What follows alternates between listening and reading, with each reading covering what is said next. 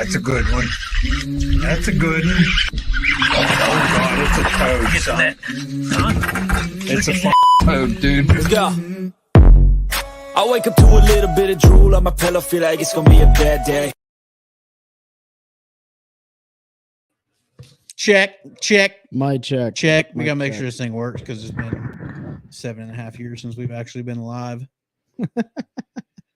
What's going on, folks? Hope everybody's doing well. Welcome back to the OneCast Fishing Friday Live. We are live from the studio here, the TOC, the Troop Operations Center. Troop Operations Center. Right on. The OneCast, the talk. Hey guys, so it's been a while. It's been a while since we did the Fishing Friday Live. The reason for that is hey, listen, the holidays are coming up. You were on vacation, Ben. Pete, you actually had some stuff to do. What's up, Steven? Yeah, what's going on, everyone? So David, what's up, buddy? Say hi to everybody. You're good. You can keep talking. But anyways, Rolling, so we're back. We're gonna kick this Fishing Friday Live off. So we don't expect a whole lot of people to jump on, but if you do, it's much appreciated. And talking about appreciation, head on over to onecastfishing.com and use the code TheOneCast. Get all those stocking stuffers because I don't know, Christmas is coming up real soon. So use the code OneCast to save 10% at checkout. Get those snagless jigs. Join the snagless revolution. Those weedless neds. Those soft plastics. You have apparel back in stock right now? What's up, Nick? I got the OneCast our t-shirts. Yep. The OneCast and the hats for that, like I got on here. That's right. And then I got the OneCast fishing t-shirts at Gen 2. Yeah. Yeah. So Ben is rocking our swag for the podcast side, and you can go on to onecastfishing.com right there, and there's a tab that says the OneCast. Click on that, and you can order shirts and hats. And then we want to show some love to our awesome partners, Carolina Waters, carolinawatersnc.com. Use the code TheOneCast. You're going to save some change. I think it's 20%, right, Pete? Yes, sir. And Pete is rocking one of the hats from Carolina Waters, and I'm so terrible about it, honestly. Like there's certain hats that I like to wear like during hunting season and stuff like that, or just all the time. I have a peanut head, so like certain hats fit my head better, but I also want to keep them nice too, because I know I'm going to destroy them during the fishing season. So head on over, check our partners out. We may have a new partner coming online soon too, so we're looking forward to that. So more to follow. Hopefully everybody is getting pumped up for the Christmas season. What about you guys? In there. Yeah. Yeah, it's coming quick. Dude, I feel like Christmas, and for everyone watching, listening, I feel like Christmas has lost its nostalgia. I say that because internet, ordering everything, right? So actually a couple of weeks ago, I went out and I actually went shopping for gifts, and it felt good. I felt like, back in the day, like, I went to Tractor Supply, they got some cool stuff for the wife. And what's up, Daryl? I can't tell her. She ain't watching the same way she She could be. But she ain't watching. This year I've been off because we were on vacation for Thanksgiving. So we didn't have a traditional Thanksgiving. We didn't have turkey or anything. And just traveling so much, it doesn't feel like a normal holiday season yet. Yeah. So, and obviously, like, this is one of my busiest time of the year, just getting ready for trade show season. Also, it's go. So, yep, I'll be ready for the week of Christmas, and because we're gonna go back and see my family, so it'll be a nice little few day break. You gonna hit the water when you go up there? No. It's gonna. I'm not even gonna take the boat. It's gonna be a quick little trip. 4 or 5 days. Yeah. It's too cold there. Josh said he just left there. Doing a little Christmas shopping. Yeah. You leave the mall? People still go to malls? I don't know.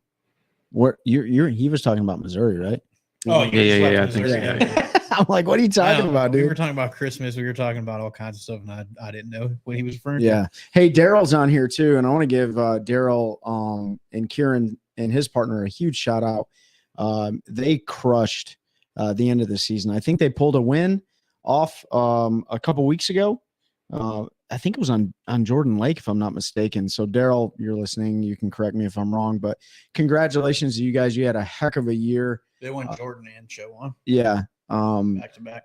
So it definitely looks like Kieran is paving his way to the professional fishing world. So we're going to be looking forward to seeing you guys and watching you in the 2024 season as well. Nick, OneCast Fishing, Ben, correct me if I'm wrong, is going to be Raleigh, Richmond, and then Knoxville. So the Raleigh one is Martin Luther King weekend, so like the 12th to the 14th. The following weekend is Richmond, and then the following Thursday through Sunday is Knoxville. So it'll be a back-to-back.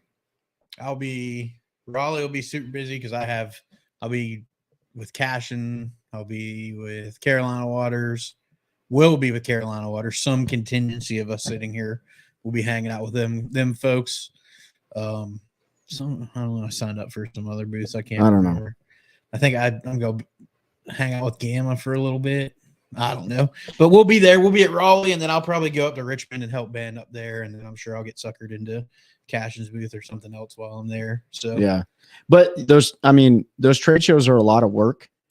They're super exhausting because you're constantly, it's like an elevator pitch. You're constantly going over and over and over and saying the same thing, but that's what's needed to sell product, right? But it's more than just that. Like if you guys, I know pretty much everybody watching right now has went to a trade show in some capacity. And if you haven't, and you're looking to get in the industry, not necessarily just in the fishing side of it or professional angling side of it, it is a networking opportunity to say the least. Yeah. You get to meet CEOs, marketing directors, people that run their mouths like we do, social media influencers, all sorts of people that show up, professional anglers, of course, some of the OGs and legends of the sport, they show up, like Shaw Grigsby at the last charity event we went to. So they're great opportunities. So if you can find some time, go to them and hang out and come see us and hang out with us too. So, and it's a good opportunity too, because you have a lot of times each show has their own little local tackle companies there. So it's good to see variety, support the little guy a little bit. Look, we know everyone also goes to the $1 Zoom packages because, hey, I mean, I've picked them up too. It's hard to beat when you want a speed worm and get them for $1.50 or something. It's a good deal. But so there's always a good mixture of bargains and then more like local guys there. So it's always good to check out what's available in your little region. Yeah. Daryl said back-to-back on Jordan and Chowan. Woohoo! Triangle Bass Club.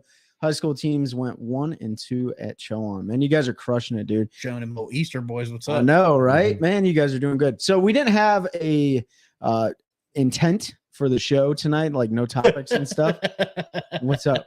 Steven, did anybody in here not get an invite to the invitationals? I think I saw some pretty, I told you guys, but I saw some pretty funny memes on Facebook. Yeah. It was someone had taken the email and doctored it saying, because you competed in 6 club events and finished like second to last, you're now eligible for the invitational series. For anybody that doesn't know, the Major League Fishing invitationals, I like how he put open invitationals because that's about what it says turned into.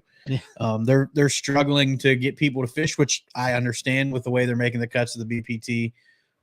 It's hard to justify spending $38,000 in entry fees, and they cut payouts too, right? Yeah, they cut payouts, and not knowing if there's a next level or there's going to be.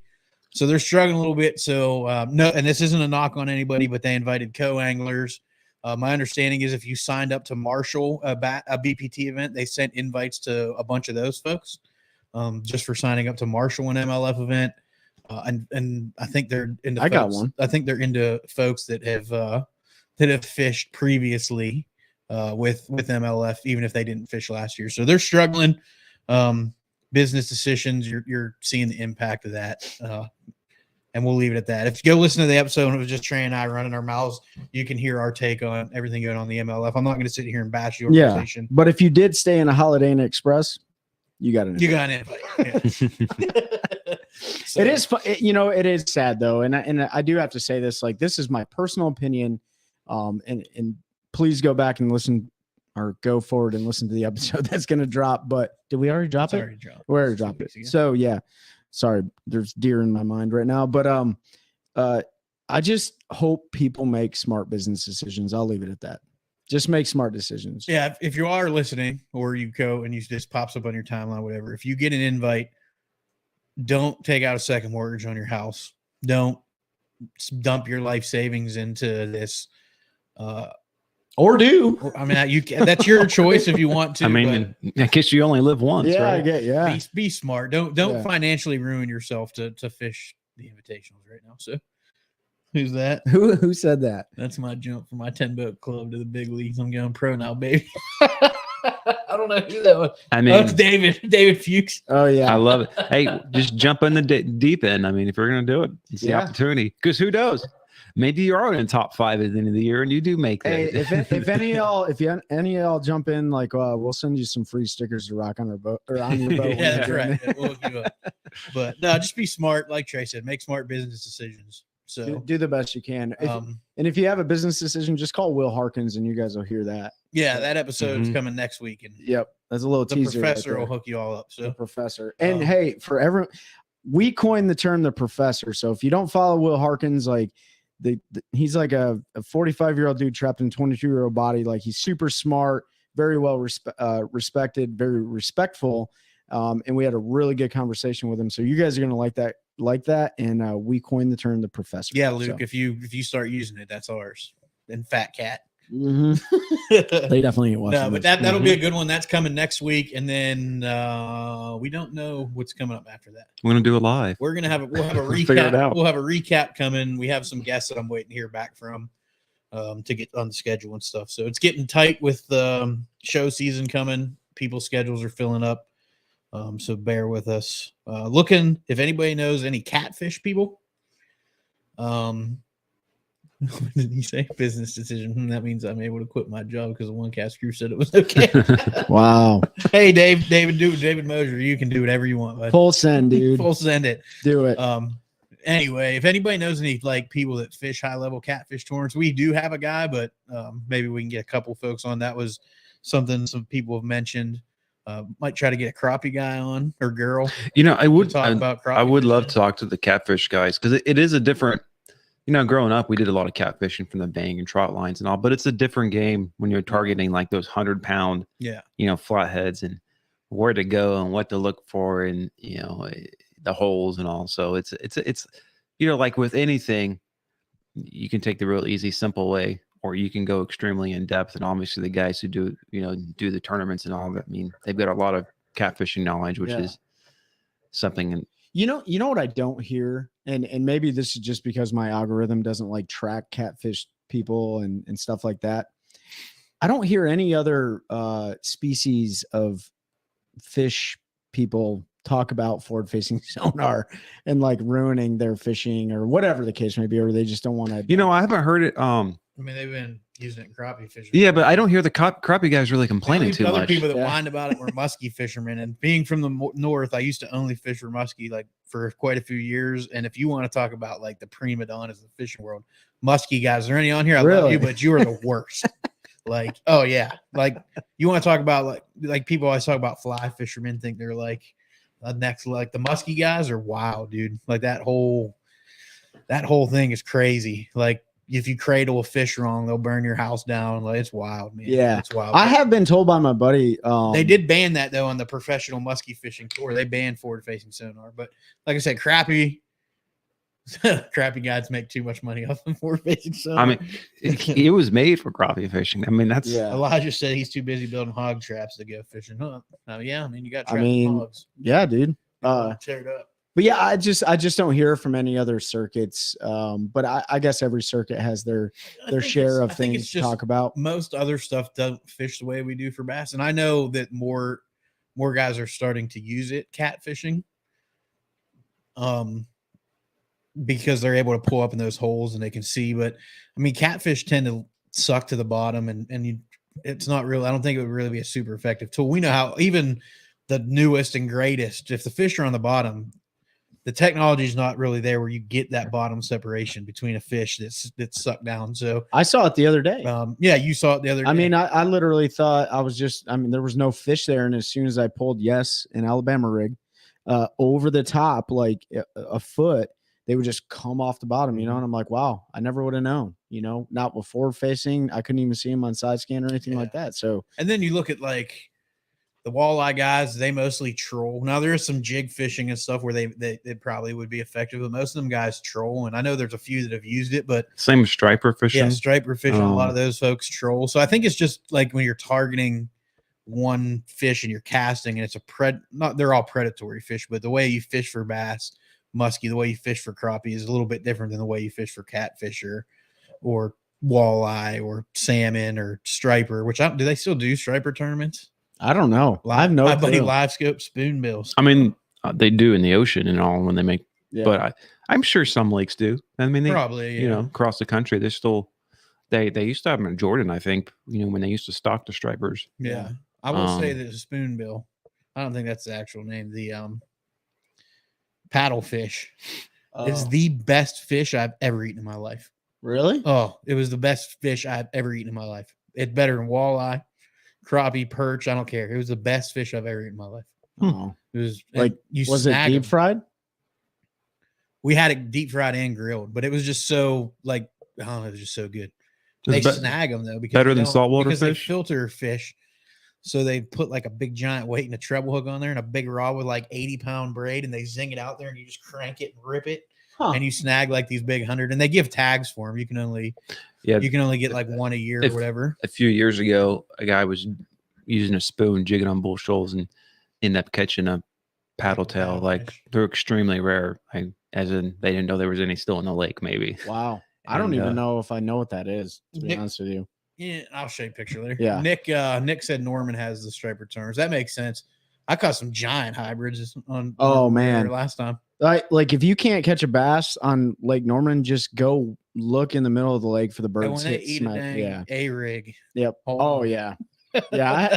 I don't think I've ever had a bass strip my drag on an A rig, but when you hook into a striper, like especially when it bends all your hooks out and stuff. Yeah. But I was gonna say, like, drop in the comments, like if there's anything you guys want us to talk about, like we'll talk about it right now too. So up in Jersey, they have striper tournaments. Short. Oh, that makes sense. Yeah, those when they're still in the ocean. I just know like a lot like Chesapeake watershed, our rivers down here have become so regulated because people are abusing the resource. I mean, they try to blame it on greed, but people are killing a lot of breeding size stripers, and they're one of those fish that don't breed till they get to a certain size, kind of like a redfish. I think in Jordan, didn't they stock them? They weren't like they're sterile. Well, supposedly they're sterile. Those hybrids, they're not a true striper. They're a hybrid striper. Yeah. Striper tournaments. Nick wants us to talk about striper tournaments. Good thing you didn't put an extra P in there. That'd be a whole different conversation. Yeah. So I could have talked about the second one, but I can't talk about the first one. When we were on vacation, we went to a waterfall, and there was this shrimp and there's goby that live. No, they live in the ocean, and when they want to spawn or whatever, they swim up and they climb this 400-foot waterfall. They have like these little suction grips. Oh, I've seen those. And they can the goby on like they climb up the waterfall. Which waterfall is this? It's one. I forget the name of it. Anacara Falls. I don't know how many waterfalls. There's probably a bunch of them in the States, though. You mean? And this is Hawaii. Yeah. Oh, in Hawaii. Okay. And so they suction cup their way up the waterfall and keep going. Huh. That's interesting. So, how was your trip to Hawaii? Did you like it? Oh, it was awesome. It was a great time. I mean, the weather sure beats here right now. Yeah, no kidding. It'll be fine. It's gonna be like 80 degrees tomorrow. So, yeah. So let's real quick pivot. The giveaway we had from November for purchasing from Carolina Waters. You got the OneCast shirt and hat and a bait box from Swamp Fox Customs. I drew that earlier. I can't remember who I said. Hold on. Jeff Horner. Jeff, I don't know if you're on. You've been on. Usually you jump on lives, but Jeff Horner, you're the winner. I'll shoot you a message in reply. You won that gift box, which got, I think it's got 4 custom painted hard baits, 2 spinner baits, 2 buzz baits, and then you'll get 3 dozen mix and match color and type of your choice of the soft plastics that they make. So I'll shoot you a message, get you their information. Y'all can talk about that. Congratulations. Merry Christmas. Jeff, Merry Christmas. The other, and Jeff, if you are on or watch this, I'll message you too. I can bring the stuff to, oh no, I can't bring it tomorrow. Never mind. Disregard. because I won't have time to get it. I can bring you your gift box tomorrow and get you your shirt and hat at a later date though. So, because our club, he's in our club, so our deals tomorrow, our end of year meal, and then we have another giveaway coming. We're not 100% how we're going to do it. We'll have a post out next week. There's going to be multiple winners. We don't know exactly how many yet, but Nick, you can correct me if I'm wrong because I haven't talked to you recently. But we had some Carolina water stuff. We have a Cash and Icon chatterbait rod. OneCast Fishing got some baits. Swamp Fox Customs donated another one of those gift boxes, and then 3 dozen of the mix and match soft plastics you're choosing. And some swag. I got some swag. I got some missile baits. That was 5 categories. Yeah, we got some missile baits. I think that was it. It's going to be good. It's good. Yeah, we'll put everything together. We're going to do 5 winners. We're going to package stuff together, put together a package so you'll win some cool stuff. Looking forward to running that and getting y'all some pretty sweet deals from some of the folks that we talk about all the time and some of our sponsors.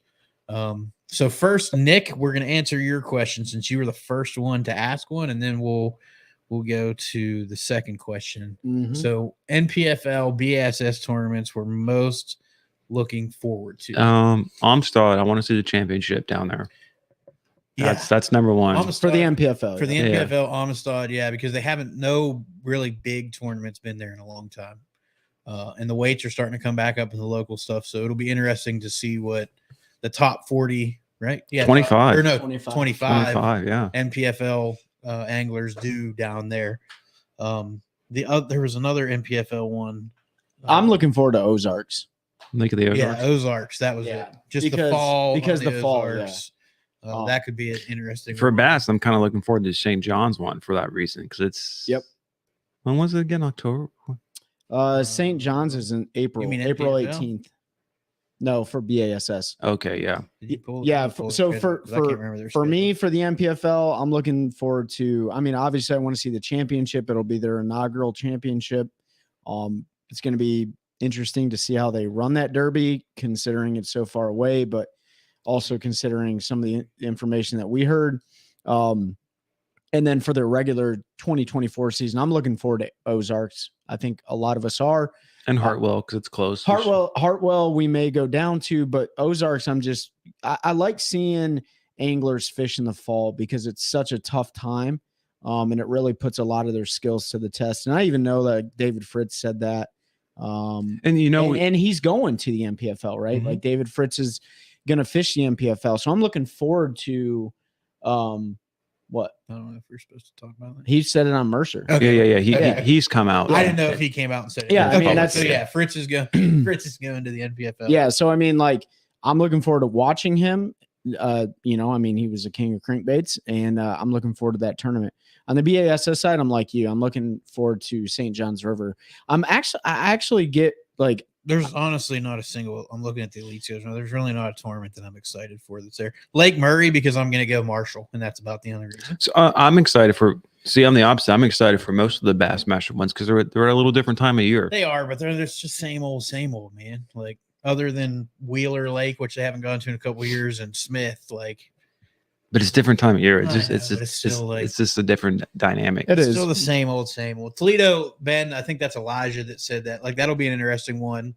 One, because it's February, and 2, because the grass. Yeah, I've heard that from everybody down there that the grass is back in Toledo Bend. Oh, so that could be an absolute. I mean, there's been some 40-pound sacks come out of their last couple of years. There's a good chance you see a century belt out of there from some of them folks and Forks right after it. Like there's another one you're going to see some giants. Caught, isn't it right after? When do they go to Forks? I don't know. They back to back.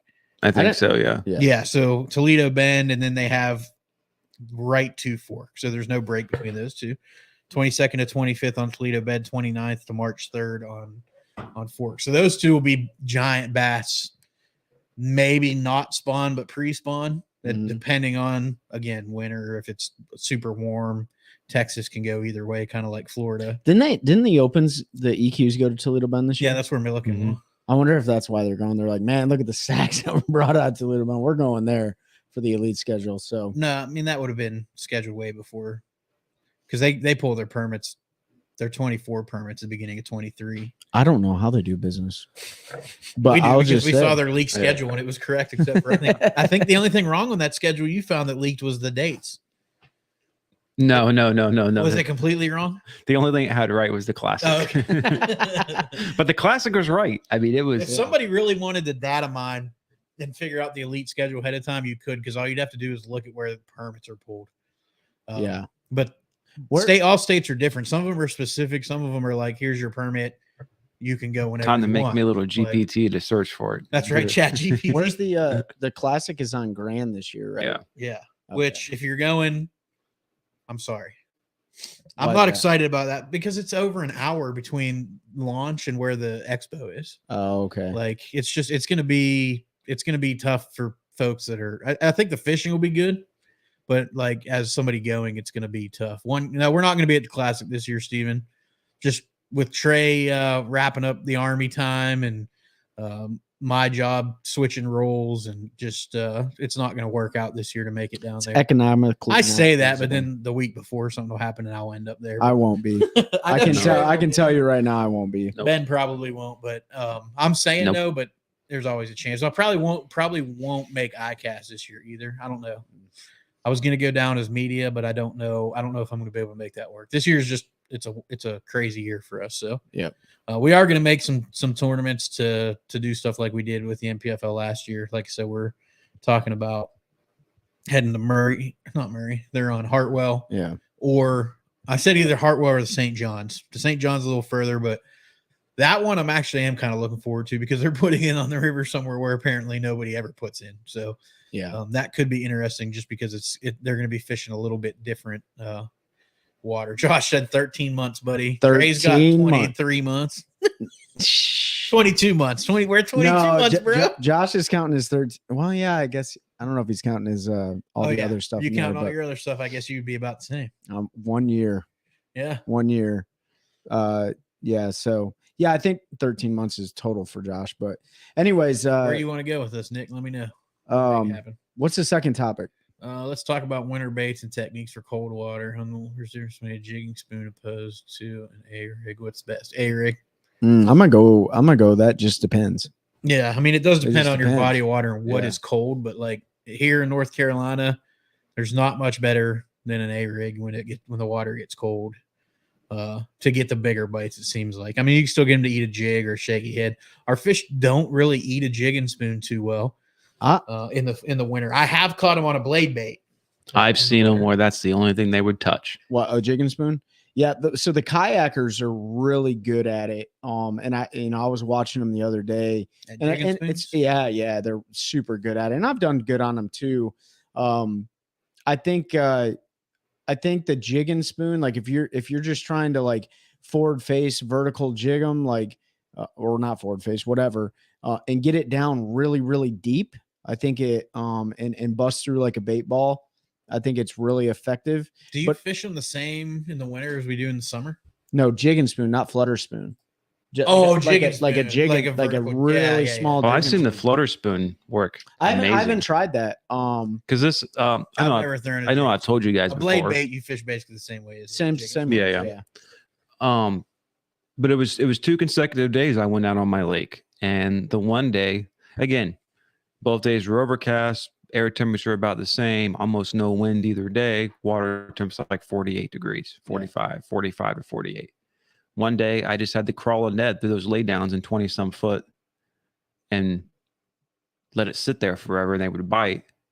Where I go out the very next day, they would just, I'm watching on live scope, they just look at it. Yeah. But yeah, if I threw a flutter spoon out there and could get 3 or 4 to chase them out, every third or fourth time one would connect. Yeah. And it's just they wanted to react to something, even though it's super cold. And the day before, they only wanted a little bitty Ned. Yeah. I think it's think crazy. So there's a few things that I put on the front deck in the winter. And I wouldn't consider right now the winter. Is it winter? I mean, it's getting below 55. Yeah, I guess whatever they call winter. But I went out the other day. Pretty much once the water gets below 60, you're starting to get to those winter techniques. I went out the other day and caught 6 largemouth, a handful of crappie or whatever. But I caught the crappie on a blade bait, and I had one basket off, and then I caught everything else on A-rig. But I'll always have an A-rig in the wintertime, because if there's riprap around, or there's, I want to pull something off a vertical wall, I'll rig the outside 4 of them a certain way, and then, bounce that and do my thing. But if I'm fishing really deep, I want to have a jigging spoon too, because they may be just, I won't sit there and like pop it, like I'll just like kind of like just finesse it like a dying bait fish. But I'll also have like a big jig tied on too. So micro jig and a big jig, because sometimes in the wintertime, if you know your lake well enough, those bass, where they'll eat multiple times a day in the summertime, sometimes they'll eat once or twice every 2-3 days. They're so lethargic and they're just sitting there. So when a big meal comes past them really slow, like a big football head jig, sometimes they'll eat it. Right. So an A-rig, a flutter spoon, or a blade bait, and a big jig and a A-rig and a blade bait and a finesse jig, because I have never got a fish to eat a big jig in the winter. That's crazy. Yeah, I mean, I caught usually one. They like that. Usually they don't like much movement. That's when I'll go to like a jig and pig. And what I do is just let it soak. I finesse cut my skirt, so I'm using the same jig. Well, I guess technically I'm using a big jig, because I all right, finesse cut the skirt, and then I use a trailer that has very little movement.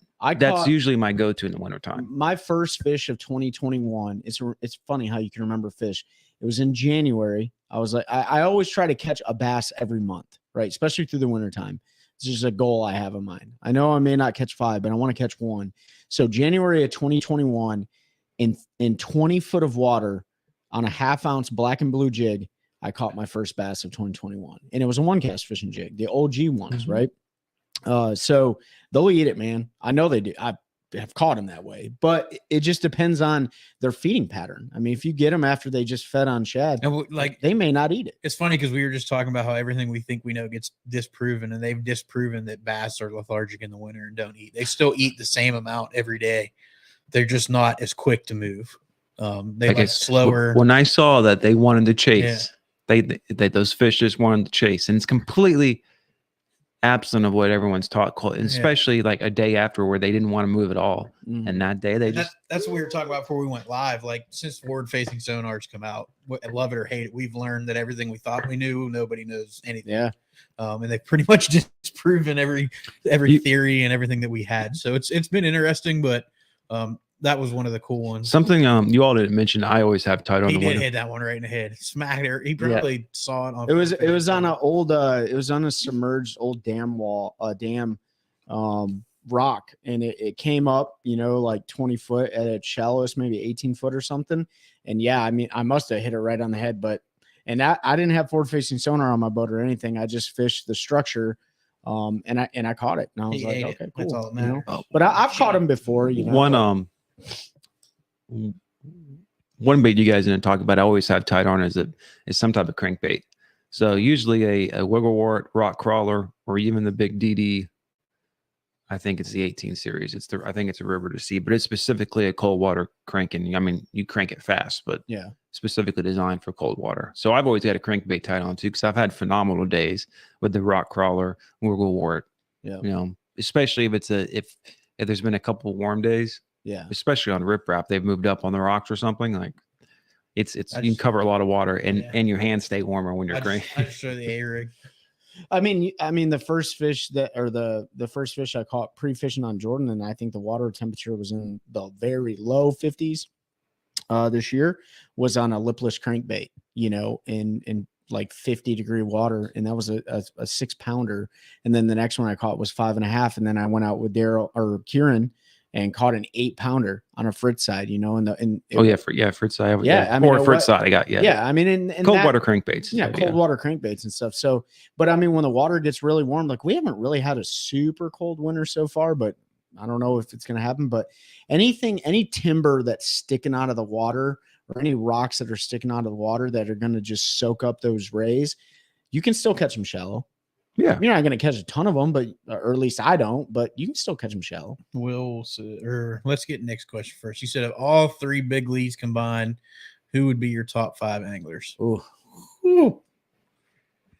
Yeah, rattle traps, Elijah. I think that was Elijah. That said But that. Patrick's- Whoever said rattle traps in the winter, like, yeah, I don't tell too many people on that one. Yeah. That's like my little secret. Their But own. yeah, they eat the heck The rattle out trap, yeah. of a lipless in the winter. That's I- a secret. I thought that was. I almost a lot of people won't throw because they think you have to burn it or yo-yo it, and they don't No. understand how I- slow you can. I drag To be, it. Yeah. I don't use it a lot, but I've caught some good fish in late February, early March in Jordan with it. Yes. I've always got one tied on because I got grass on my lake, so I can fish it like Yeah. ripping it So how I like to it- fish it. But Who wants to go first? Oh, All man. 3 big leagues combined. Who is your top 5 angler? so Patrick's got to be in there because he's won multiple tours. So you got Patrick Walters. Good. He's got to be one of Give them. me your 5. I mean, Jacob Wheeler's got to be there. Yeah, I agree. There's 2. Neither one of them. Well, Patrick Fish would be it. You might have to put Joey there because he's won 2. I think Joey right now has got to be considered. Absolutely.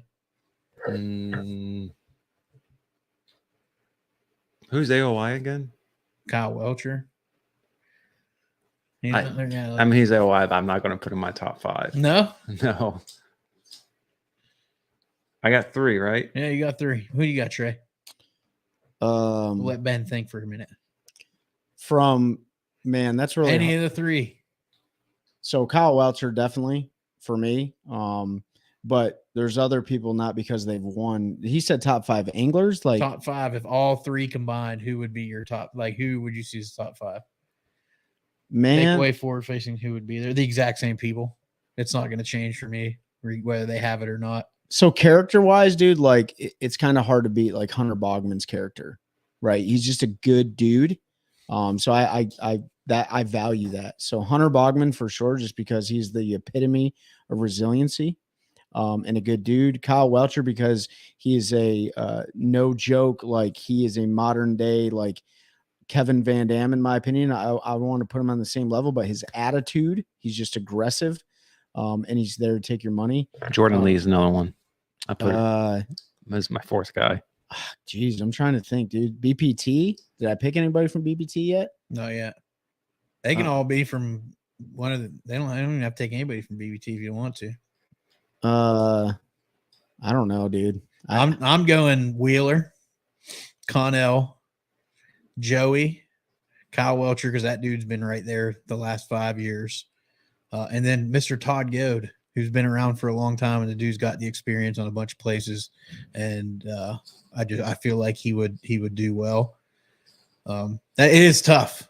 Like like top there's 5 so many anglers, really good anglers. like top 5 that are gonna win a lot, or top 5 that are like really really good dudes that I know. I or, mean, you know what I mean? It like should be top 5. We're talking top 5. yeah, that are to gonna be compete against each competing. other. Like when you're talking about like the competitive standpoint, Yeah. like you put Kyle Welcher, Jacob Wheeler, Patrick Walters, Joey Cifuentes, and Jordan Lee. like Trent Palmer, Mike Corbishley, Todd Goad, those guys all together. Like, I know it's more than 5, like 7, but It would be there. I mean, it would be. It's hard. There's Yeah, it's levels. tough one. It's like there's levels to this thing. And there's It's a like- lot of really good, really good anglers that at any year can just have one of those years. I mean, you see some of them are consistent all the time. Like Kyle for the last few years has been really consistent. Jacob obviously has been super consistent. Dustin Connell has been really consistent. I'm thinking on the BASS side. Joey won 2. I mean, last Brandon year. Lester, dude, Brandon Lester's been super consistent. Bernie Like- Schultz, super consistent on BASS, right? I'd have to go back and look. I think Bernie's been struggling the last couple of years, but he was for a long time. He's Or never you thinking Steve he's Kennedy? never won a blue trophy, but he's never been cut from bass. Like he's always he's you know what I mean? Like He's but always averaged. I don't know. 60. It's hard. And then you break it down like, okay, then who'd be your top sight fisherman, right? Oh, that would be easy. I mean, John Cox would be number 1 for me. yeah, but it's kind of hard to beat like Drew Benton and Drew Cook and those guys. Those guys are There's a lot of really good. the Johnson brothers are really good at sight fishing. Kyle Welcher really good at sight fishing. I mean, they're all pretty. they're all good, yeah. But there's so many we didn't name that are Yeah. right Like I there. said, Elijah, for me, take forward facing sonar and it wouldn't change anything because those guys will go out and stomp Yeah. 90% of anglers, 95% of anglers any day on any body of water. I think we get misconstrued because forward facing sonar in tournaments dominates. But if you like, a lot of these dudes got where they were well before forward facing sonar existed.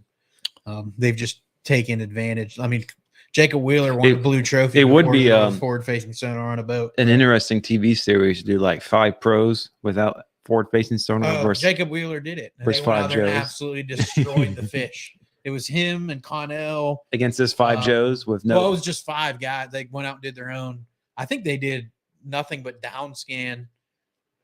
Like yeah. But I'd love to see like, and they still went out 5 Joes with live demolished scope fish, versus the pros with just 2D. You get smashed. I know I would wax me even if I had forward facing. We talked about the MPFL in Bass's schedule, what we're looking forward to, but I'm telling you, for the BPT side, I'm looking forward to that Roanoke River. Chowan, they're not fishing the Roanoke. Or Chowan. It's all the same to me. Whatever. Different. They're going to be here in North Carolina. They're going to fish That would be the Chowan. Like, I am curious to see how many lower units they lose. I'm curious to see if they find offshore fish. Right. 1,000% somebody's going to win that in the middle of the sound. On long as the offshore wind cooperates. I mean, yeah. Them guys will fish and stuff that local people won't, though. I know, but somebody's going to go out there and find it fish. can get rough out there. I mean, yeah. Oh, absolutely. Yeah. So that tournament is 1,000% going to be won by somebody out there fishing offshore. I mean, I'm not going to go into details, but I know the guys, a lot of guys that are super consistent and win a lot of the bigger tournaments out there, all fishing offshore in the sound. Like, that's where the big. I think it's going to be one off cypress trees. I mean, I don't think so. Not that time of year. Probably not that time of year, but you get in the right creek. I mean, what month is it? July? Yeah. Yeah. I went to a creek pre-fishing one time. Yeah. And caught, I think, 3 5-pounders off cypress trees in August. Yeah. Yeah. Now, I mean, you can those weren't there in the tournament. You can have. I still won the tournament, but those fish weren't there. I spent a lot of time down there. Like, you might have a day where you catch 15 or 18 pounds off trees in a creek. You're not going to catch 20 plus pounds a day. Not over 3 days. Over 3 days. It's just, those fish just don't. You'd be lucky to get a day and a half. But what if they do? They won't. I mean, we saw Jay Shakira when they went up and fished the north, nobody thought that they would have the perfect weather for 4 days. Yeah. And they had the perfect weather for 4 days. But that time of year is when I spend most of my time, and that's not going to be one off those cypress trees. Like, it's just not. You might have somebody one day catch a big bag frogging. You can go limit, and you'll have guys that fish it and catch a limit every day. But you're not. Somebody's going to go offshore and catch 25 pounds a day over 3 days. The guys fishing the cypress trees, and if they're mixing in some of the lily pads and all, if they have a good day, 15 to 18 pounds probably. Yeah, that's going to be your. But it's every fish counts, right? Oh, no, they did go back to every fish counts, yeah. But still, I mean, yeah, I'm just saying, every fish counts now. That does change it. But even that time of year, if you get in the right creek, like, it's almost every cast sometimes. But they're all 12 inches. They haven't said what the weight. Yeah, so that's going to be the strategy. Like, they might. I can go in there and catch 1,000 1.3s, but to get to 2 pounds, you're still not going to compete. You know what they're going to do now? They're going to do 1.3s. Way to go. I mean, go ahead, do 1.3. Well, 1.3 doesn't matter. Do they still have to measure, right? They still have to be legal in length and then a certain weight. Yeah, I mean, I think if they're like 1.8, then they're always going to be legal unless you get the shortest, fattest fish ever. If they go in devil's gut, they might, because I know for a fact I caught some in there that were undersized and were over 2 pounds. Great. There's going to be a lot of great. Now, when they do the polygraph, they're going to be like, "Did you get any information?" Yeah, Pete from the OneCast. Yeah. Sorry, guys. There's going to be a lot of guys cheering and realize it'll definitely be a fun tournament, but there's be some good bowfin. I hope I'm wrong. Oh, they're going to catch some blablackfish. There's some giants. Yes. Place. And for a split second, you think you got a big bash. Giants. And then, I mean, it could all change too. We get a hurricane or some significant weather event comes through. The river's really bad right now. I mean, I know Daryl and they all went out there and caught some fish, but the salt content is so high because of the water's low. Yeah. Like, it's fishing completely different than what it normally does. Josh said, "Yep." Hold on, let me make sure we didn't miss anything before we go to Josh. Dude, rattle traps. What is the best color for rock crawler in the winter? Who asked that? Hold on a second. Will Boswell.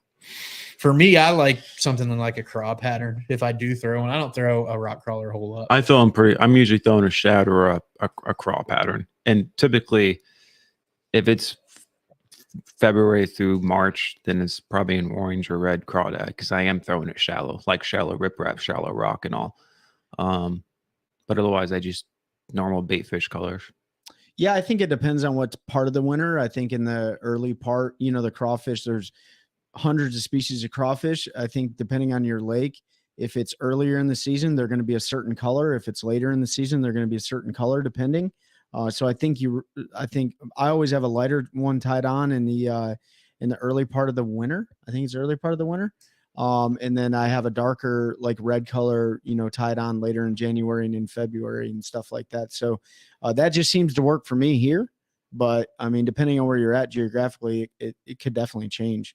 And don't discount like bluegill pattern and other ones too. Like they're still eating those. They're still there. And even shad patterns work too. And even some of those wacky colors work too, So I think it's more you're just getting that reaction than anything. Mm-hmm. Yeah, with that wide wobble. Yeah, and that's comes down to learning wobble. Like their molding and stuff like that. That's where their colors really change. Is when they molt. So you get that colder weather, they don't molt as often, and they start to get that dark red or that real red, like he's talking about. And then as it warms up in the summers, when they get more to that like green pumpkin and that real vibrant red. So that's when your red and blacks and stuff seem to work better. I need to pull up the beat. Yeah, I need to hang on, Josh. We're pulling up the 2024. I got to pull up the roster. I don't remember. I'll pull it up and then I'll just pass it around after we pick our three, because that's a good question. I don't remember who all qualified for the Classic this year. So my number one pick for the Classic is Kyle Welcher, 100%. Did he qualify? I'm kidding. Like what? I feel like I forgot. He looked at me like I feel like I've forgotten a lot of bass fishing since we started hunting so hard. But he looked at me like I had 3. I would definitely like to see Kyle Welcher. He's my number one pick. I just think he has the attitude, man. Yeah. Yep. I don't know who else. Who else made it? I'm trying to find it right now. Josh, while we're Joey, Matt, yeah, Robinson. I'm trying to think who top 44 was. So of the guys, I think the guys coming out of the opens that qualified. So everybody that won it open, Milliken. Yeah, I think Milliken has a really, really good shot on that lake. It fishes like a lot of bodies of water. He spent a lot of time on. Actually, yeah. So I think I'm gonna say an outlier. Obviously, that dude can catch him, but I think he's probably somebody that you need to look out for.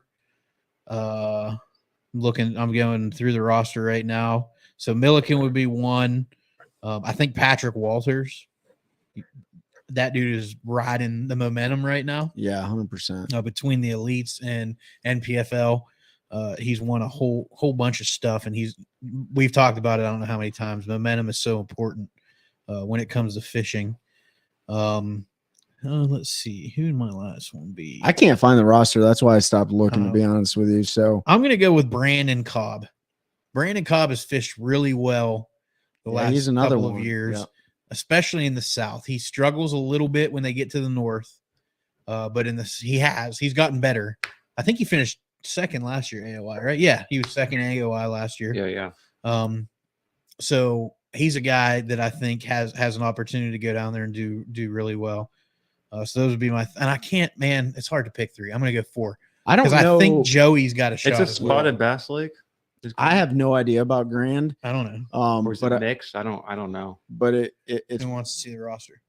You got it? You want to look at? Yeah, you got to scroll down. They don't have like it just listed out. Somebody said Trey McKinney. Yeah, Trey. I mean, that's not too far from waters he's used to fishing, so it's familiar. Here's the thing, man. Anybody that qualified for the Classic, I mean, has a chance. Yeah, like I mean, you got guys too like Cody, and if it's in forward-facing sonar one, and that could go out there, and I think it's gonna be a fun Classic to watch. I don't think it's gonna be a fun one if you're in attendance. It's gonna be rough on vendors, in my opinion, just because of the travel between the two. You'll have a lot of people leaving the show to make way in, and that's a big part of the reason why that. Like, I'm not going. Yeah, we ran into that when they were at Hartwell 2 years ago. Like, come 3:30, the show pretty much died because everybody, and it was only like, it was 45 minutes, I think, for the anglers and like 15 from for the people attending. So it just sort of died because everybody wanted to go see. Where I felt like in Knoxville, because it was, I mean, you could walk. It was kind of a far walk, but you could walk. It was like 15, 20 minutes. A 15-minute walk, or you could take the bus. It was like a 2-minute ride. It seemed to stay full. I'm going to say Kyle Welcher, Luke Palmer, That's a good one. and what's his name? Dadgummit. And Patrick Walters. Patrick. Yeah. So we both had Patrick. Yeah. That dude's riding. Luke Palmer also has a lot of momentum. Yeah. He won one this year on the Elite Series. I actually like following his YouTube series. It's funny because like he gets real down on himself. He's real hard on himself, but he is from Oklahoma, I believe, from what I saw on there, but he's dialed, man. Like him, Brandon Lester, Brandon Cobb, Kyle Welcher, Joyce Fuentes, Patrick Walters. Those guys are just consistently dialed in for the most part. When you go to that 50 field for the Classic, I mean, that's the 50. That's always going to be 50 hammers. Someone I look out for is Will Davis too. Yeah, Will Davis, because he's won the Bass Nation twice. This like those one-off events. Like, yep. Hey, what's up, Andrew? Appreciate you making it. Hopefully, you got the Christmas tree all ready to rock, and some Carolina Waters and some OneCast gear to put under it. There you go. Like we said before, who did you say? So Will Davis Jr. Yep. Yeah. Who else? Joyce Fuentes, Patrick Walters, Kyle Welcher. I mean, any of them. Anyway, I mean, even look at Bryant Smith, man. Like he's this would be his second year on the Elite Series, but like he's pretty dialed in too. But they're all dialed in. It's like It's like when we had Cruz on. Like any of those guys is going to take your lunch money on any given day. So I feel like besides KVD and a lot of the classics, the last one that I thought was who's going to win more tournaments next year, Peter, Chelsea, 100%. Because she's fishing kayak stuff. Yeah, she's switching over to full-time. KVD kayak. is fishing Redcrest this year. He is fishing Redcrest. Who's going to win Redcrest? Don't know. I don't even know where it's at. Where's it at, Ben? It's in Alabama. Oh yeah, it's on Smith. It's on the lake. That's the home lake for BSS. Is it Lay Lake? Is it? Yeah, Lay. It's right there by BSS headquarters. So if it's on Lay Lake, just hope a rookie wins the Classic. Yeah, that would be cool, Elijah. I don't know. I'm sure it's happened, but I don't know. I'm always Oh yeah, Jordan Lee was a rookie when he won his back-to-back. He won his first one qualifying through the college, and then his re-qualified and won the second one. Jordan, man, that kid, if he gets on a roll, there ain't no stopping him. And he ended last year on the BBT on a hot streak, and I think he's going to come back to the elites. If you don't know, Jordan's coming back to the elites with the Legends exemption. So he won those 2 classics. He's got 2 classic points with nobody else. Who was using them last year? Was it Fritz was the other one? Yeah, but the thing is, what I didn't realize is like when you use one, you lose it. You lose it. Yeah, so, well, Nixon used his last year. Nixon uses, and he's out. Yeah. So they extended invites to some of the folks that had him, is my understanding. Jordan was one of those, and he was the one that accepted it. And then Rick Klun used it again because he didn't requalify through points last year, so he had to use the Legend. But he's got like 5,000 Legends points. No, so he's got 5. He probably had 5, low. and I don't know. He's down to 3. I think he's used 2. Yeah, I don't remember. I think he's used 2 because he didn't requalify when the first year they started that exemption. He used 1. Then he requalified. He won that tournament. I think he requalified like 2 years in a row, and then he had last year was kind of down. So I have a feeling. Don't quote me on this. People might not want to hear it, but I think this might be his last year. 50 years, go out with number 50, and so what I hear, he's slowing down a lot. He's not the young buck that he used to when be. do you think KVD will legend back into? As soon as he can. I mean, there's I haven't looked into it, but he's got whatever it is, if it's 12, 14 months before he can because of his contract with BB. The same thing Ike Nelly did. He had to take an entire year off, and then he was able to requalify through the Open. So yeah, if it's 12 months and there's a spot, I 1,000%. I wonder if there was any other guys who I know there were more guys that inquired about using Legend status. Yeah, but obviously no one has as many points as Rick or Jordan. So who else on BPT has Legends points? There's a bunch of classic winners over there. Oh yeah, Ott, Defoe, Evers, Edwin. I forgot he won. Yeah, because I was talking to Michael Johns. Duckett win a classic? He won 2. Did he? I don't think Boyd's going to get extended. You know, I think he won 2. I could be wrong about that. I know he did win one. But you know, there's several classic winners. I think there might be a couple of AOI winners over there. So we also don't know the inside baseball on which relationships of those are going to be the broken ones. I can tell you one of the guys. Oh yeah. One of the guys we mentioned, and it's not Boyd. One of the other guys we mentioned was very outspoken about coming after BASS with the MLF. Well, Edwin, he made videos and put it out there. Yeah, so I wasn't going to say a name. I don't like to, but he did. He made videos about how they were coming. He after publicly Bass. put out videos. So we talk about so often. This is a good set. Like we talk about how important relationships are and maintaining positive relationships even through negative situations, because he may not ever have that unless he's the only one that has a point, and they're like, yeah, come on.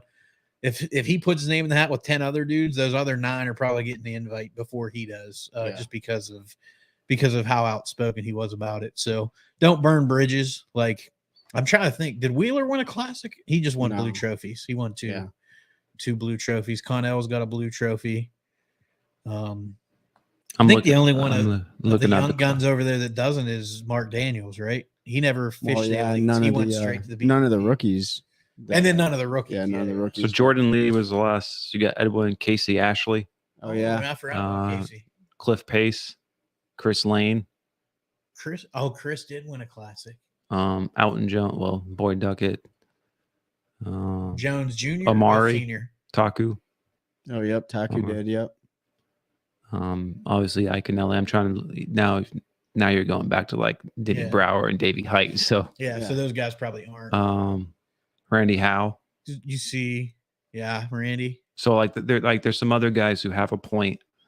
So I wonder how they get down to brass tacks. If it is okay, well, he has 2 points, so he gets to come first, probably. Jordan, he had the most points of those. Did he say? Do you think that, or did he come out and say how it works? I think it was an article that Bass put up. Anyway, of the people who inquired, right, he had the second most points. I think he probably made a smart decision. I mean, from an outsider. I mean, we talked about at the beginning with the way things are going with the invitationals, and they're cutting the field to 50. Like, it's a business. So Bobby Lane made the decision to go back fish BPT. Business decision. Yeah, that was best for him, for his sponsors. Mm-hmm. Jordan made a decision that he felt was best for him and his family, because it's a bit, it's a business. You are the business. In this industry, and you have to do what's best for you and your sponsors. And I'm looking forward to seeing Jordan back on the elites, man. I loved watching him win those 2 classics. Like a kid straight out of college comes out there and won that one, his first one. And it was kind of like, is he meant to be there? And then the next year repeats, and it was a pretty wild story. So I know we're coming up close, but in your guys' opinions, and we saw this year on the Elite Series, do you think we'll see any of the rookies this year win on the Elite Series? Yeah, absolutely. You do? Yeah. Think so? I mean, I think there's a good chance. Yeah. Do you think later, Josh? Love you too, bro. I'll call you later, dude. I mean, the competition was just so tough. I mean, there's guys have been. If you look at the experience coming over, the already accomplished accolades from this rookie class that's coming, I think you'll see at least one of them win. Yeah. I mean, Milliken's proven himself at this level, and he's just a heck of an angler. JT Tompkins, heck of an angler. They're all good anglers. I mean, Trey McKinney's won like 47 boats, and he's like 19 years old. All of those guys. If you think about have proven themselves. The competition level. I agree, Nick. JT has a really good chance, which I did text him today. So if you talk to him, let him know that weird number was me. I think the competition level is actually, in some ways, more difficult because you're competing for less spots. Did I see the MLF Invitationals are having co-anglers next year? The Invitationals aren't having co-anglers, but they invited co-anglers from the Toyota series to fish the Invitationals because they can't fill their roster. Are they not having co-anglers? They never have. I mean, I didn't see that.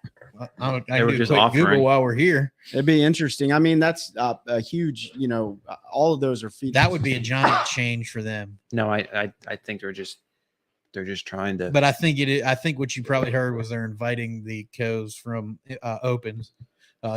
Nick Kincaid fishing got an invite. I think he may jump over there and fish them. I don't know, Nick. What are you doing? Hey, Andrew, what do it, Nick? What YouTube was that? So we can go check it out if you know the the name. Tug Warehouse Invitation. Nick said no co's in the invitation. Yeah, no co-anglers. I'm looking at their stuff right here. But there's a message that was sent out. Like some got it that said you're eligible. Some got it that said you're invited. Yeah, I think I don't know what the difference between the two are. Nick's not fishing. He just made his official announcements. Yeah, but at the end of the day, like that business, they're just struggling to get money. I mean, that's really what it is. They need participation. Participation equals money. And if you didn't listen to our episode where Trey and I talk about it, we talk about MLF, and it seems to be sort of a negative light when we talk about it. And we're not bashing what that organization wants to do. What bothers me is the ownership of the organization and the decision making the business has made that impacts their. It's just treating people. So, they treat their employees not great. Yeah. If you look, and the anglers are employees, right? So they haven't made the best decisions, but hopefully they'll get some things turned around, because I'd like to continue to see the competition and competing. It's good to have competition. So, and it's good to have. I mean, as much as it sucks with all the pressure on the water, but at the same time, like the more leagues there are, the more opportunities there are for anglers. But it does mean that some of that money is getting stretched thin with those sponsorships too. So there's a cost that's associated with having, more than, a couple giant leagues and stuff like that. So, but all right.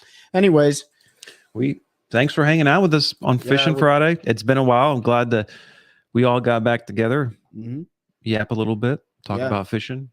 We'll hope you guys have an awesome Christmas. We'll be live next week. Yeah, we'll be live next week. But keep an eye on our socials. The OneCast on Facebook, the OneCast on Instagram, OneCast Fishing.